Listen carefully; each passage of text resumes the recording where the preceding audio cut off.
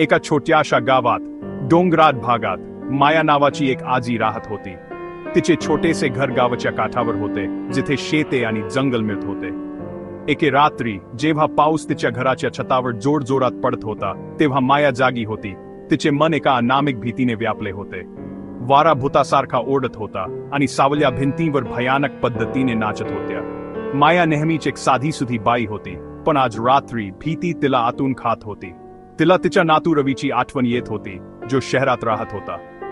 रवी त्याच्या हास्याने आणि चैतन्याने तिच्या सगळ्या भीती दूर करायच्या. पण आज रात्री ती एकटी होती, वादळ आणि तिच्या भीतीशी लढण्यासाठी. पावसाचा आवाज तिला खूप त्रास देत होता. जणू काही हजारो छोटे हातोडे तिच्या छतावर वार करत होते. पावसाचा प्रत्येक थेंब विजेच्या कडकडाटामधील शांतता आणखी वाढवत होता, एक अशी शांतता जी एखाद्या अनर्थेची वाट पाहत होती. मायाने तिच्या खांद्यावर शाल घट्ट गुंडाळली, जणू काही तिला थोडीशी उब आणि शांतता मिळत होती. जसजशी रात्र सरत गेली, माया त्रासदायक विचारांत हरवून गेली. तिला तिच्या पिकांची काळजी होती, जी निर्दयी पावसाच्या तडाख्यात होती. तिला तिच्या मुलाची काळजी होती, जो व्यवसायासाठी बाहेर गेला होता. पण सर्वात जास्त तिला तिच्या मनात घर करून बसलेल्या त्या विचित्र अस्वस्थतेची काळजी होती, एक अशी अस्वस्थता ज्याचे नाव नव्हते.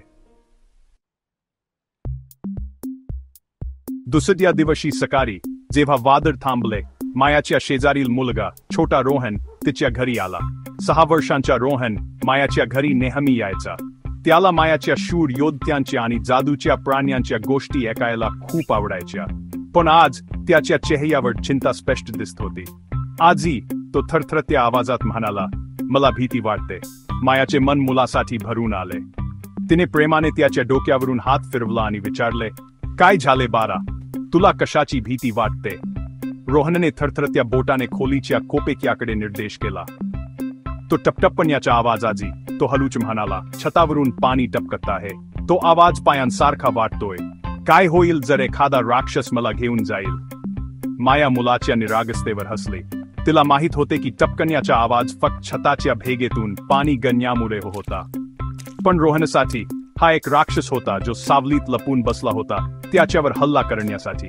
अरे रोहन, ती हसली, तो राक्षस नाहीये, हा तर फक्त पाऊस आहे. बघ, त्याचा हात धरत ती म्हणाली, चल आपण बघूया.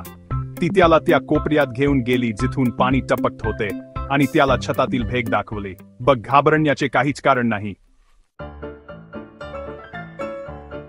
माया आणि रोहनला माहित नव्हते की त्यांचे संभाषण एक वेगळा पाहुणा ऐकत होता. एक सिनी, जो घराबाहेर झुडुपात लपला होता. अस्लान नावाचा हा सिनी जंगलाचा राजा होता, ज्याला सगळे घाबरत होते. तरी सुद्धा अस्लानलाही त्याच्या स्वतःच्या भीती होत्या, आणि त्यातील एक भीती होती टपकणाऱ्या पाण्याच्या आवाजाची.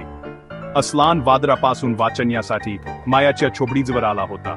त्याने रोहनच्या घाबरलेल्या गोष्टी ऐकल्या आणि त्याची उत्सुकता वाढली. एक राक्षस जो टपकण्याचा आवाज करतो. अस्लाने अशा कोणत्याही जीवाचा कधी सामना केला नव्हता. उत्सुकतेपोटी तो झोपडीवर आला, या आशेने की त्याला त्या रहस्यमय राक्षसाची एक झलक दिसू शकेल. जसा त्याने मायाला रोहनला टपकणाऱ्या आवाजाबद्दल समजावताना ऐकले, तसा अस्लानला एक विचित्र असा दिलासा मिळाला. तर हा राक्षस नव्हता, हे तर फक्त पाणी होते. अस्लानने असंख्य रात्री त्याच्या गुहेत टपकणाऱ्या पाण्याच्या आवाजाला घाबरत विविध भयानक कल्पना करत घालवल्या होत्या. माया, रोहन आणि अस्लानची गोष्ट आपल्याला भीतीबद्दल एक महत्त्वाचा धडा देते. भीती बहुतेकदा अज्ञात गोष्टींपासून निर्माण होते, त्या गोष्टींपासून ज्या आपण स्वतःला सांगतो, ज्या गोष्टी रात्री आपल्याला घाबरवतात. पण ज्याप्रमाणे टपकणाऱ्या आवाजाने रोहन आणि अस्लानला घाबरवले होते, त्याच्याप्रमाणे आपल्या भीतीही बहुतेकदा तितक्या भयानक नसतात, जितक्या आपण विचार करतो जेव्हा आपण त्यांचा सामना करतो. मायाच्या शांत स्वभावाने आणि साध्या स्पष्टीकरणाने रोहनला हे समजण्यास मदत केली की त्याची भीती निराधार होती, आणि जंगलाचा शक्तिशाली राजा अस्लानने शिकले की सर्वात भयानक जीवही भीतीने घाबरू शकतात. ही गोष्ट आपल्याला आठवण करून देते की धाडस म्हणजे भीती नसणे नाही, तर भीती असूनही काम करण्याची क्षमता आहे. जेव्हा आपण आपल्या भीतीचा सामना करतो, तेव्हा आपण केवळ सावलीत लपलेल्या राक्षसांवर विजय मिळवत नाही, तर आपल्या आत अशी एक शक्ती आणि लवचिकता शोधतो ज्याबद्दल आपल्याला कधीच माहीत नव्हते.